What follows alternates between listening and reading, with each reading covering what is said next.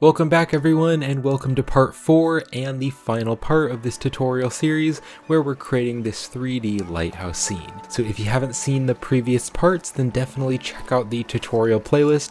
I'll have the link to the tutorial playlist in the description. So in this part we are going to be doing all of the materials, and some of the materials will be using some textures and other materials will be procedural. And then after the materials we'll just finish up the scene and render it and then do some compositing. And if you've been enjoying this tutorial series and you'd like to help support me and this channel, then a great way to do that is by purchasing the project files on my Gumroad store and my Patreon page with the links in the description. Now, as I mentioned at the beginning of the tutorial series, I am going to be using my procedural white brick material, and so that is a tutorial which I recently created. So if you'd like to pause this video and go ahead and watch that procedural white brick material, you can find the tutorial link in the description. And then I'll show you how to append in the material data into the scene, and we can add it to the lighthouse. Or you can also purchase my procedural brick material on my Gumroad store and my Patreon page. I'll have the links in the description, and that's another great way to help support this channel. Alright, so let's start out now by adding in that brick material.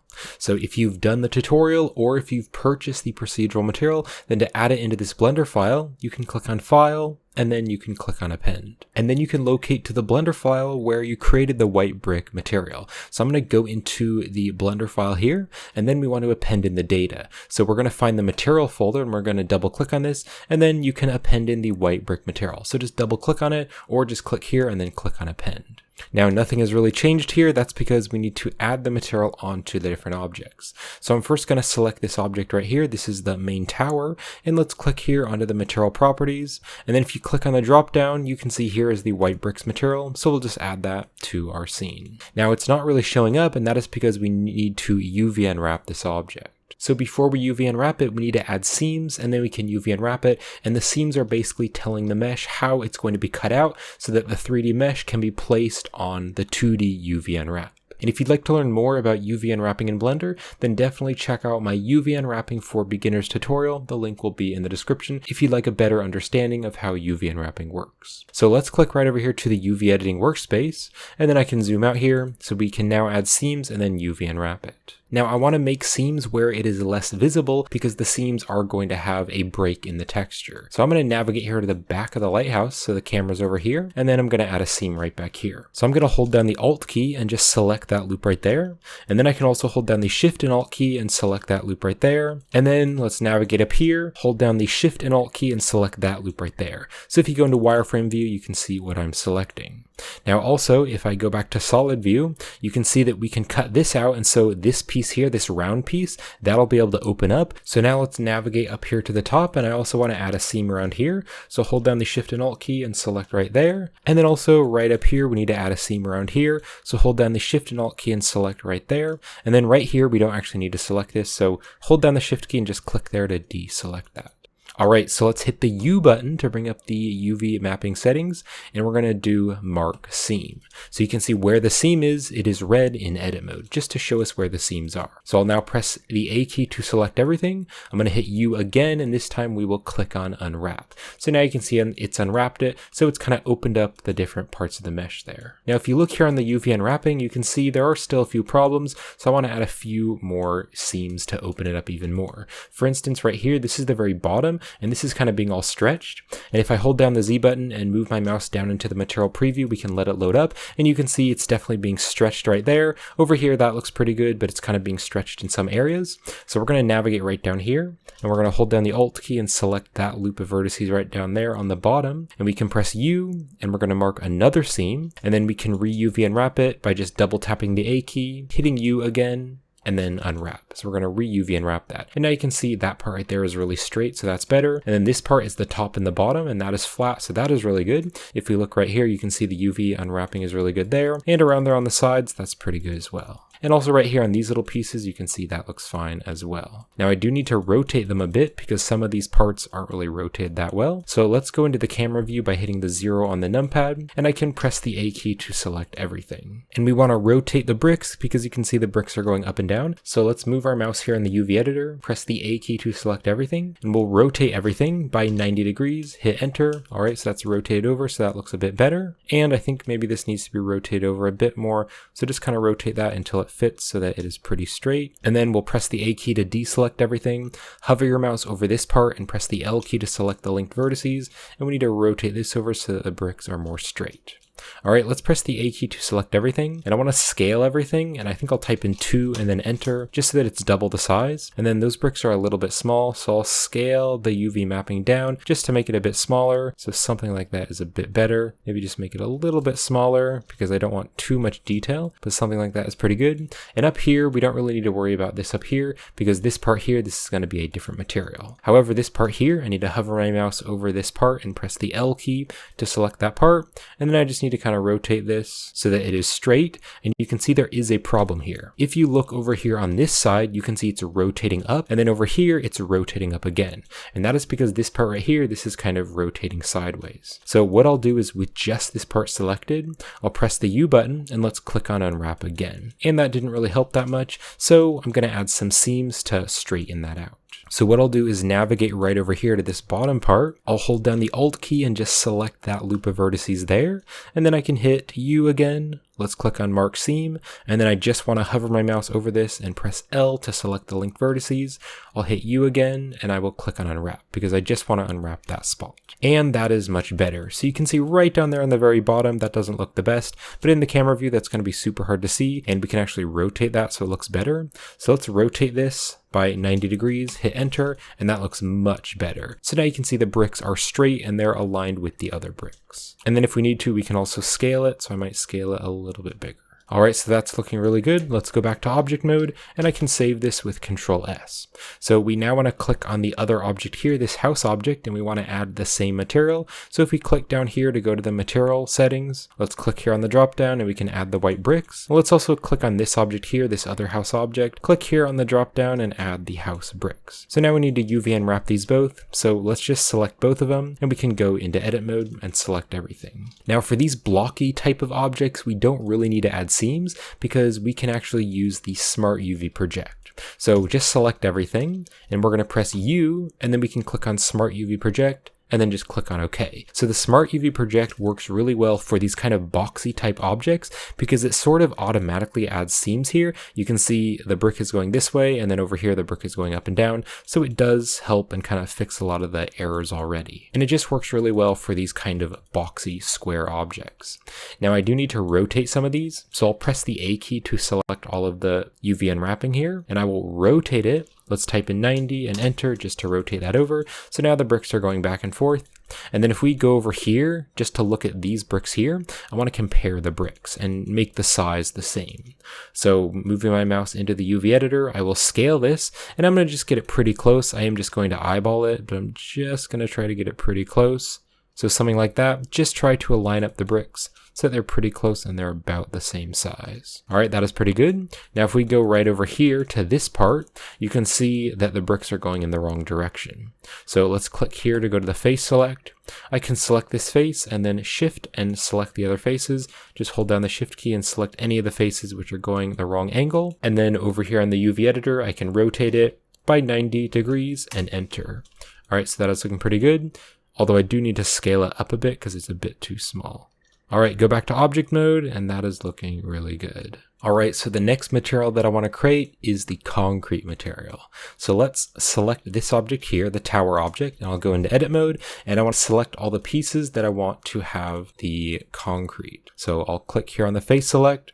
I'm going to hold down the Alt key and select that loop there. And then I can press Control plus. So Control plus is going to select the loops of faces which are nearby it. So Control plus and just continue to hit Control plus as it selects all those pieces. And then also Control plus again to select that. So we have all that bottom part selected. So we now want to add a new material and assign it to that part. So here on the material properties, let's click on the plus here. We can click on new and I can double click on this and rename it to concrete. And then with that concrete selected, let's click on the assign button and it is now that material. Let's also navigate right up here and I'm going to hold down the Alt key, select that there, and then Shift Alt, select that loop and that loop and that loop, and Shift Alt select that loop, and then lastly just hold down the Shift key and select that last face there. So let's now click on the concrete and click on assign, and then for now I'll take the base color and I'll just make it a darker color and I can go back to object mode. So now we have some pieces where there is concrete. Now I do want to add some procedural nodes to the concrete material to make it look a bit more interesting and make it look a bit more like concrete. So let's click here to go to the shading workspace, then I can zoom out here. I'll go into the camera view, and I'm just going to go up into the rendered view so I can just see how that's looking, and I'll zoom pretty close into the concrete. So now let's just do a simple procedural setup for the concrete. So I'll press Shift A and I'll go to the search, and I'm going to add a noise texture, and let's drop the noise texture here, and then I can Control Shift and select the noise texture to preview it. Let's change some of the settings. So I'll turn the scale to 3, I'll turn the detail to the max of 15, and the roughness here, I'm going to turn this up a little bit to like a 0.6, and I will turn the distortion up a little bit to like a 0.2. So that's looking pretty good. And then also with the noise texture selected, I'll press Ctrl T, and that's going to add the texture coordinate and mapping nodes. And we want to use the object coordinates, so we'll plug the object into the vector, and the object coordinates will place the texture on the object more evenly. Now if we go over here to the roughness, I want to turn the roughness up to like a 0.8 so that the concrete is pretty rough. And then we can take this factor, we can put that into the normal to give it some bump. And let's Control Shift and select the principled shader. Now you can see there's some weird shading issues, and that is because we need to convert the factor data into normal data that the shader can use. So I'll press Shift A and I'll go to the search, and we're going to search for a bump node, and the bump node will convert the black and white data into normal data. So we're going to drop the bump node here, and then we want the factor to be going into the height value of the bump. So now you can see it looks nice and bumpy, but it is way too strong right now. So let's turn the strength way down to like a 0.07, so it's much less strong. And then I also want to take the factor and put that into the base color so that there's a little bit of variation in the colors, but then I want to be able to change the colors. So I'll press Shift A, let's go to the search, and I'll search for a color ramp, and let's put the color ramp between the noise texture and the principled shader. And then I can change the different colors, and I'll just make them some concrete colors. So on this white color here, I'm going to make this a bit of a dark gray, something like that. And then this color here, I'll make it a little bit brighter, kind of like a light gray. And if you want to use the same exact hex values that I'm using on this dark color here, the hex value is going to be 343434. And then for this lighter color here on the other side, this one, the hex value is going to be 4D, 4D, 4D. So now we have a very basic concrete material. So I want to add this concrete material to the foundation of the houses. So let's hold down the Shift key, select both of the houses, and we'll go into edit mode, and then click here on the material properties. And we want to click on the plus here to add a new material in the object's material slots so that we can add the concrete. So we can click on the drop down and click on the concrete, and then I want to just select all the parts where I want the concrete. So I'll go here to the face select, and I will hold down the Alt key and just select that loop there, and then hold down the Shift and Alt key and select these other loops, and also this one here. And then right over here, Shift Alt select that one, and let's go right over here, Shift and Alt select that one here, and this one right up here, and finally navigate down here and Shift and Alt select that one there. So now let's click on the concrete and click on Assign. Now you can see it did it for one of them, but it didn't do it for the other one. That's because we need to go back to object mode, and if we select this object, we had both of them selected, so this one has the concrete in the material slots, but this one doesn't. So that's really easy to fix. We will click on the plus here with this object selected. We will click on the drop down and choose the concrete. And then if we go back into edit mode, this part is still selected. So we can just click on Assign, and now that has the concrete. So I'll go back to object mode. Let's click on this object here, the stairs. We can click on the drop down and choose the concrete as well for the stairs. And I want to see this in the rendered mode. So real quick, I'll go up into the rendered view to see how that's looking. And it's really starting to come together. Let's also add the glass materials. So I'm going to select the glass piece here. Let's click on new to add a new material. And if I click right here on the green dot next to surface, I want to change this to the glass shader. So here it is, go to shader, go down here and choose the glass BSDF. And then here on the roughness, I want to turn this to 0 because I don't want it to be rough at all. I don't want it to be a frosted glass. I want it to be a clear glass. So if I go up into rendered view, just to kind of see that, we now have that glass on that object. Let's also click on this one here, click on the drop down, and we can choose that new material. And I actually forgot to rename this material, so let's call this material glass. And then right up here, we'll do the same thing. You can select this object, and let's add the glass material to this object as well. And then also we'll do that up here as well. So if you click on this inner little piece right here, that piece there, we can click on the drop down and choose the glass material. All right, so we're now going to be adding the roof material. So let's just select the roof here, and then I'll click on new to add a new material, and we can just call this like roof tiles. And then let's also click on this roof right here, and let's go here to the drop down on the materials, and we'll choose the roof tiles. And then just for now, I'm going to make this kind of like a red color, just so we can see what objects have the roof tiles. So I did mention it at the very beginning of the tutorial series, but I am going to be using a texture for the roof tiles. So you can download the free roof tile textures with the link in the description. And once you've downloaded them, you can select the principled shader, and then you can press Ctrl-Shift-T. And here are the roofing tile textures. So once you download the roofing tile 003, then you can extract the zip file and go into the folder. And also I downloaded the 4K JPEG version on the website if you want to download the same version, the 4K and the JPEG version. So now we can select the textures. So I'm going to select the roughness, then I'll hold down the control key, and I'm also going to select the color, and then I'm also going to select the normal GL. So just those three maps, and then we can click on Principled Texture Setup. Alright, so now you can see it's added in all the maps because we've used the Principled Texture Setup in Blender. So now we need to UV unwrap this because you can see the UV unwrapping is all messed up. So I'm going to hold down the Shift key, select both of these objects, and I'll hit Tab to go into Edit mode, and we can select both objects.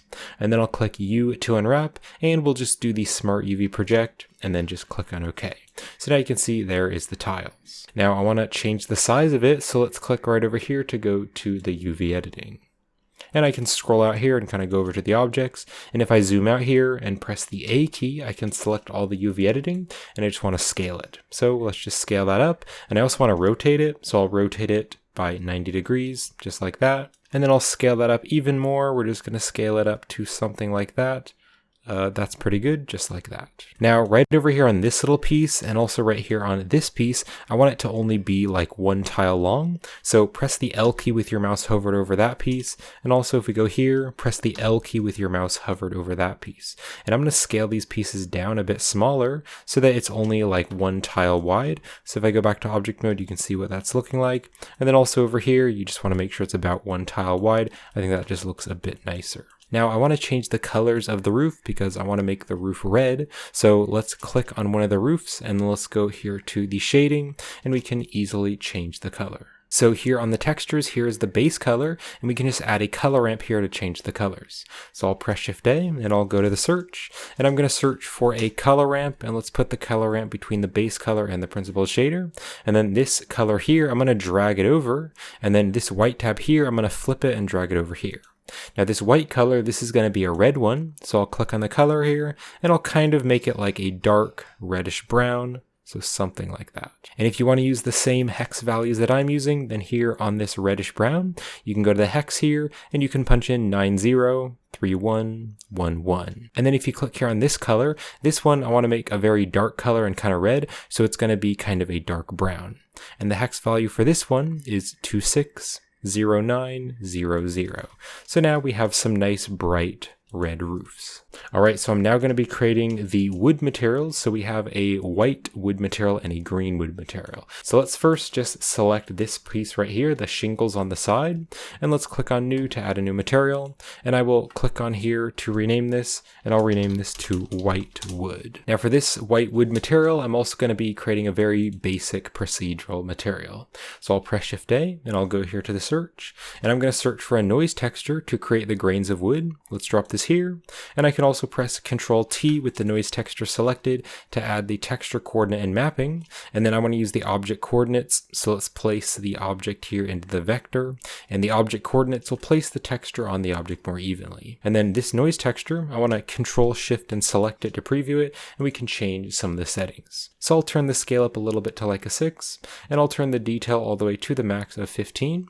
And then just to give it a bit more detail, I'll turn the roughness to like a 0.55, and then this this distortion, I'll turn that to like a 0.5, so it's a little bit distorted. So if I kind of zoom in here, you can see it's a little bit distorted there. Now I want to make this actually look like grains of wood, and so I need to stretch it. So here on this mapping, we have this scale, and this scale value here on the X, we can stretch this. So I'm going to change it to 9, and so actually what it's going to do is squish it down instead of stretching it. So you can see we've squished it down, and so now it looks more like a grain of wood. Now I actually want to use the UVs from the texture coordinate instead of the object, because I want to be able to UV unwrap this and then rotate the grain of wood.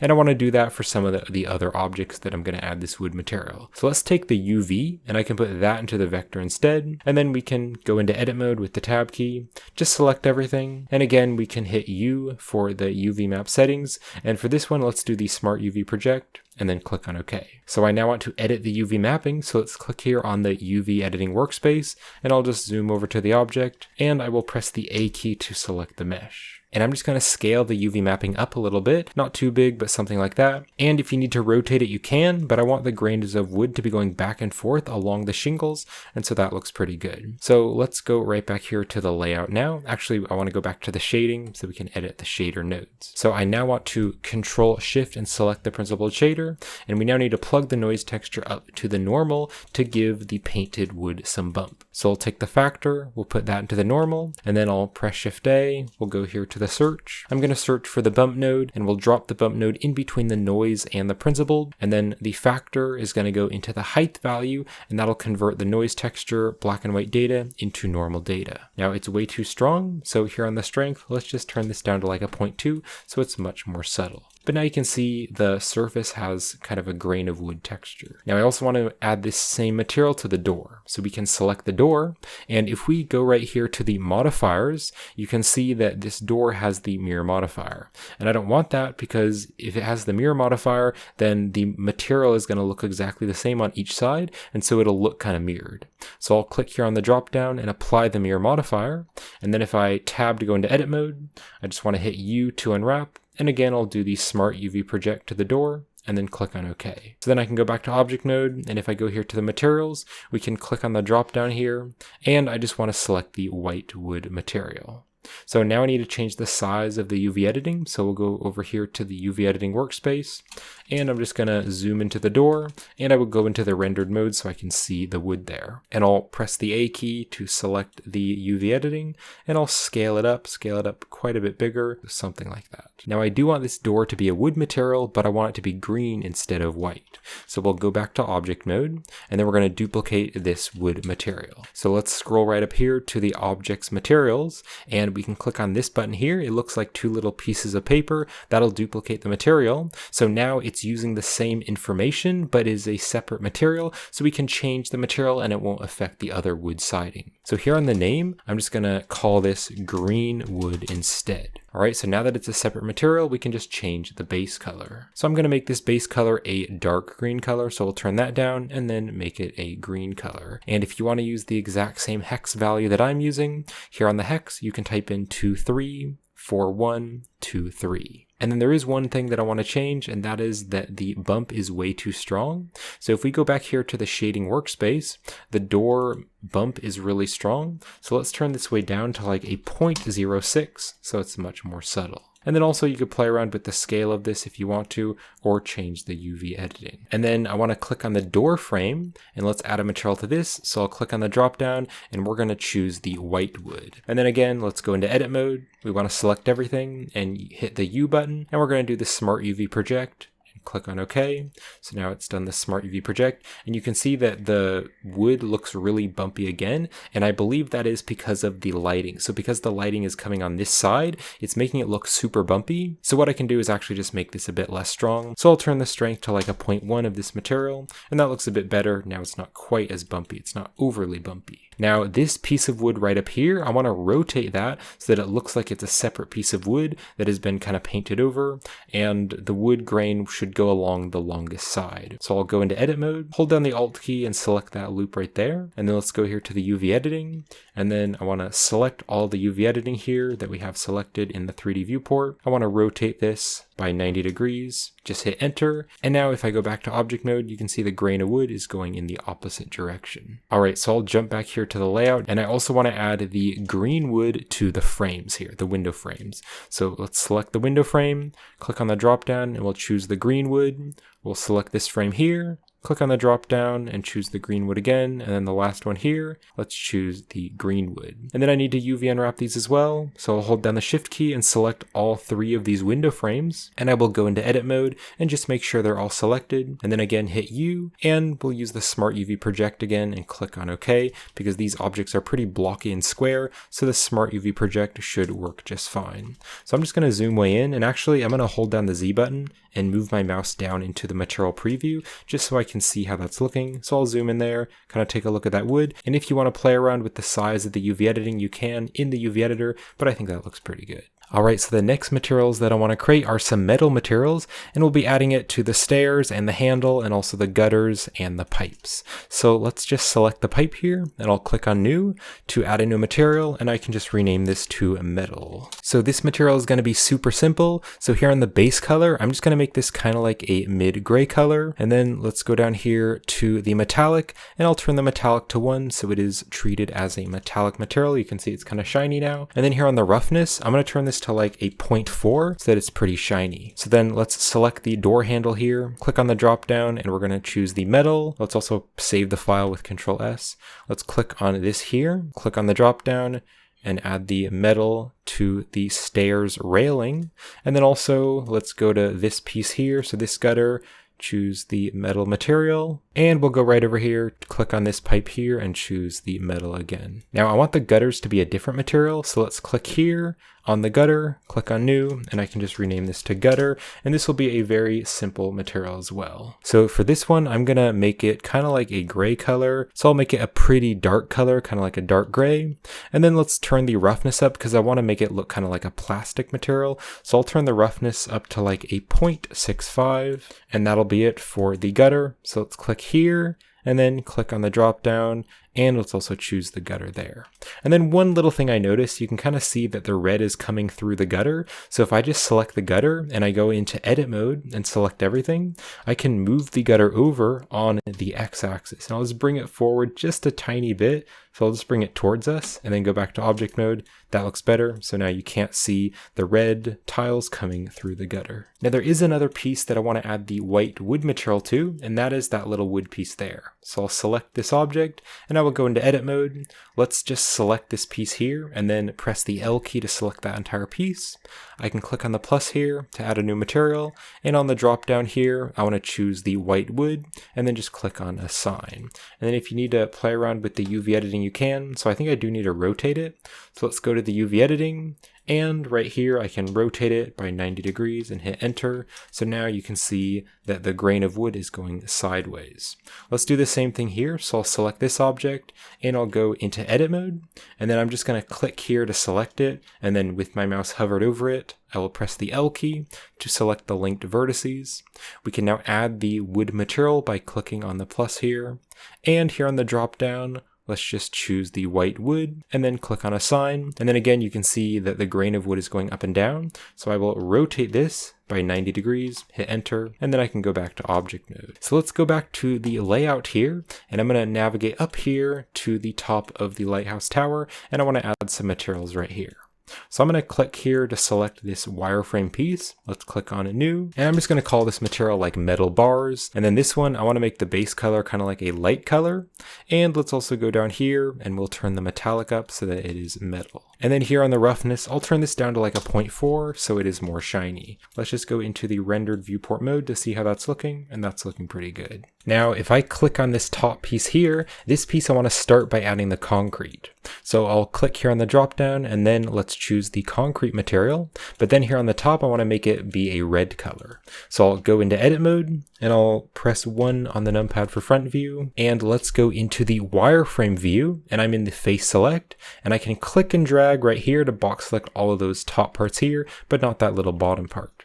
So I'll now click on the plus here to add a new material. Let's click on new, and I can rename this material to like red top, and then click on Assign. So now I can go back into the material preview and go back to object mode. And this red top, I want it to be the same color as the red roof here, because it'll kind of match. But instead of just making it a single color, I want to add an ambient occlusion to make it look like it's a little bit dirty and there's a little bit of darker areas in the cracks. So let's go here to the shading, and here in the shading workspace, make sure you have the red top material. I'm going to zoom into the red top material, just zoom into that tower, and I'll press Shift A and I'll go to the search, and I'm going to search for the ambient occlusion node. Let's drop the ambient occlusion right here, and I can take the color and I can put that into the base color. So you can see what it's doing. So it's making the little dark areas right there in the cracks. If I Control Shift and select it, you can see it a little bit better. Let's Control Shift and select the principled shader. So I want to now make the colors. So I'll press Shift A and I'll go to the search, and I want to search for the color ramp node, and let's drop the color ramp node right here. And then I can drag the color ramp colors, and that'll make the ambient occlusion more stronger. So I'll drag the black tab to about here, and then I'll drag the white tab out to maybe about here. Let's just zoom into the tower so I can see it a bit better. So you can kind of see like right there, it's a bit darker, and also in those cracks, it's a bit darker. So now let's make the colors. So I want to make them be the same red colors as the roof. So let's click here, and I'm going to make this like that red color and kind of make it a bit darker. And the hex value that I'll be using for this color is going to be 903111. And then this color here, I'm just going to leave it at fully black. And then let's click on the wireframe here, and I want to make this be the same red color. So here on the drop down, let's type in red, and we're going to choose the red top material. All right, so all of the materials are done for the lighthouse, so we can now add the ground material. So I'll click on the ground, let's click on new to add a new material, and I can just call this ground. And then again, we're going to be using some textures, so I'll have the link in the description to the free textures if you'd like to download them.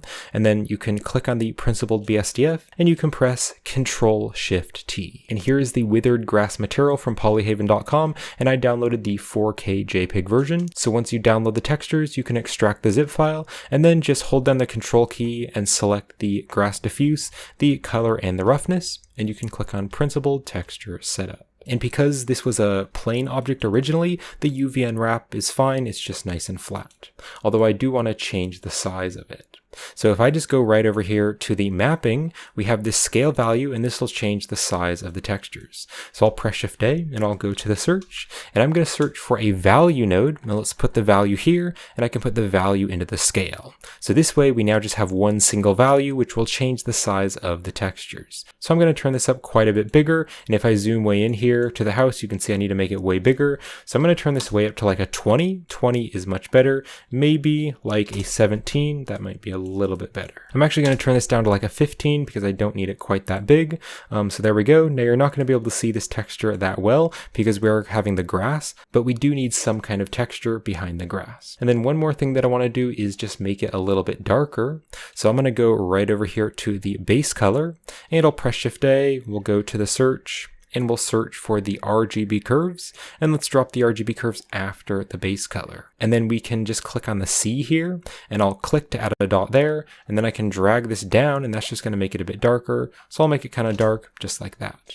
All right, so let's save this again, and we can now make the material for the grass. And then we'll add back in the grass. We hid it in the geometry nodes because it was kind of making the scene laggy, so we'll unhide that later. So let's go right over here to the grass. So I just had the grass over here on this corner of the scene. So let's just select the grass. We can click on new here to make a new material, and I can just rename this material to grass. And then if you click on this object here, we want to make this one the grass as well. So select the grass, and also the last one here. Click on here, and we'll choose the grass. So for the grass, I want each clump of grass to be a randomly different color to make it look more natural looking. So to do that, I'll press Shift A, and I'll go here to the search, and I'm going to search for the object info node. Then we'll drop the object info here, and the object info has a random. So we'll put the random into the base color. So now if I Control Shift and select the object info and continue to Control Shift and select it all the way down, you can see that when I duplicate the grass, each blade of grass is going to be a randomly different color from white to black. So let me just delete those. We just want these 3.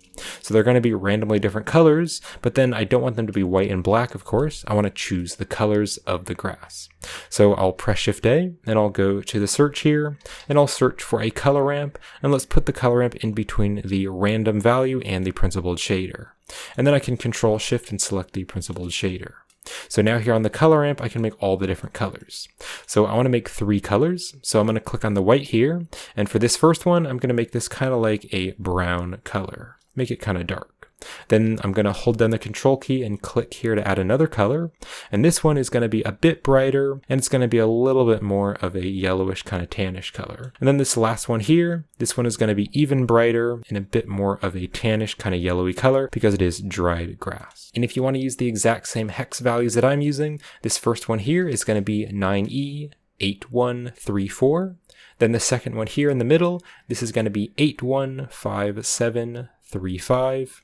And then this last one here, this one is going to be 412B18. So now you can see that each blade of grass is a randomly different color, and it is a little bit hard to see, but it should be pretty subtle. But there's going to be lots more of these grass blades, which will be distributed on the ground, and so each blade of grass will be a little bit of a different color. So let's go back here into the camera view, and I can select the ground, and then let's open up the side panel here, and we'll go to the modifiers. Now we hit it earlier in the tutorial series because the geometry nodes was kind of slowing down the scene, but we can click on this button here. It's the monitor icon to unhide it. So now I can go into full screen by hitting the Control space bar, and we can kind of zoom in here and take a look at the grass. So there we go. We now have all of this little bits of withered grass, and that looks quite nice. All right, let's go back here to the layout, and we are almost done with this scene. I will go into the camera view again. So we're almost ready to render the scene. And if it is a bit laggy in the viewport and you do just want to hide the grass, you can click here on the ground and go to the modifiers, and you can click on the monitor to hide it. And when it renders, it'll still show the grass, and that is because of this button here. So this button here is only going to hide it in the viewport, but this button will hide it in the renders. I'm going to keep it turned on though. So I'm going to hold down the Z button again and go into the rendered mode. And I do also want to add a subtle depth of field. So let's select the camera by clicking right up here on the corner, and we can go down here to the object data properties. And I'm going to scroll down here and we'll turn on the depth of field. Now right here on this focus object, we can choose an object that we want to focus on. Or we can also change this distance value, and the distance is going to change how far away it's focusing on. Now, if you want to add an object to focus on, you can. However, I am going to hover my mouse over the distance value, and I will hit the E key. And the E key is going to bring up this eyedropper, and then I can just go right about here, and I'll just click right there, and you can see it selected 49M. And I think the M is meters. So now it's going to focus on anything which is that far away. And it's hard to see it taking effect, but if you turn the f-stop way down, now you can see that the grass close-up is blurry, then you can see that the lighthouse is in focus, and then the clouds in the background are also blurry. Now that is way too strong of a depth of field, so I want to turn this up quite a bit more. So I'll just turn the f-stop value to 1 so that the clouds are a little bit blurry, but then the lighthouse is in sharp focus. Alright, so we can now render the scene and do the compositing. So let's go right up here to the render properties, and here on the sampling, I'm just going to render this with 100 samples. And then you could use the denoise here and have it denoise, but I find that the denoiser in the compositor works a bit faster, so I just prefer to use that instead. But you could also turn on the denoise here to have it denoise the image while it's rendering.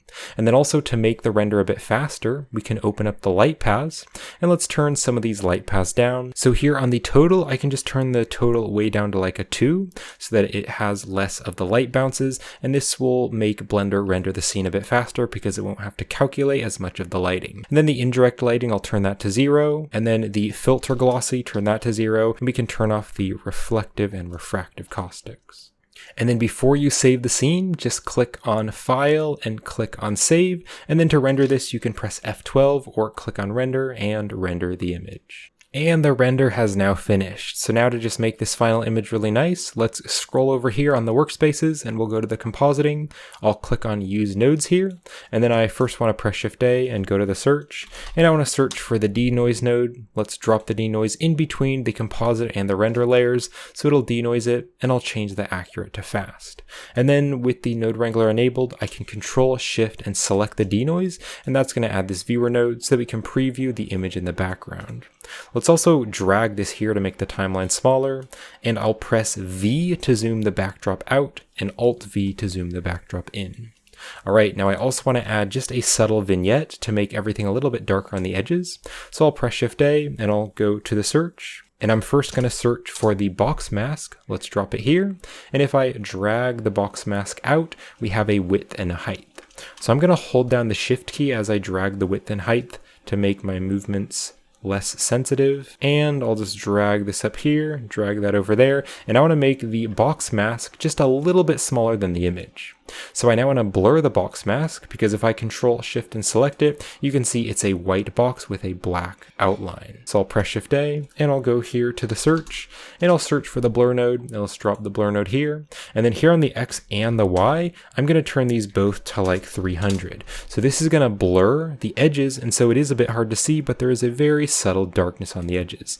And if you drag the width and height down a little bit smaller, you'll be able to see it a little bit better. So I'm going to do that. I'm going to drag the width and height a little bit smaller, drag that down, and now here on the edges you can see there's a little bit of darkness. So I can now mix it into the final image. So I'll press Shift A, and I'll go here to the search, and I'll add an alpha over node, and we'll drop the alpha over node right here, so the alpha over node can mix multiple images together. And now let's take this blur here, and we actually want to put the blur into the factor. And the factor is determining where it's going to be the top image and where it's going to be the bottom image. And I can Control Shift and select the alpha over to preview it. Now this denoise right here, this image, we actually want to put this into the bottom one. So now the top one is going to be the other color, the secondary color. So if I click on this image here, I'm going to make this top image color fully black, and that way the vignette is going to be black on the edges. And then it is a little bit strong, although it'll be a bit harder to see when it's dark. But I am going to click on the box mask here, and I'm going to drag the width and height back a little bit, just so that it's a bit more subtle. And then we'll wait for that to load up. And then once the compositing is finished, to save this image, you can press the F11 key, or you can go right here and you can go to the image editor. Now to preview the finished compositing, we want to click on the drop down and we want to choose the viewer node, and that'll preview what the viewer node in the compositor can see. And so now we have that nice vignette. So then to save this image, you can click on image, and then just click on Save As. And I'll just save this as final render. I'll just save it as a PNG image, and I'll click on Save As. And so there we have it. This is gonna wrap it up for the Lighthouse tutorial series. So I hope you enjoyed this tutorial series. I hope you learned a lot, and thank you so much for watching. And if you'd like to help support me and this channel, then a great way to do that is by checking out my Gumroad store and my Patreon page, where I have 3D models and assets, artwork project files, procedural materials, and other tutorial files, and much more Blender content on my Gumroad store and my Patreon page. So thank you all so much for your support. So I hope you enjoyed this tutorial, and thank you for watching.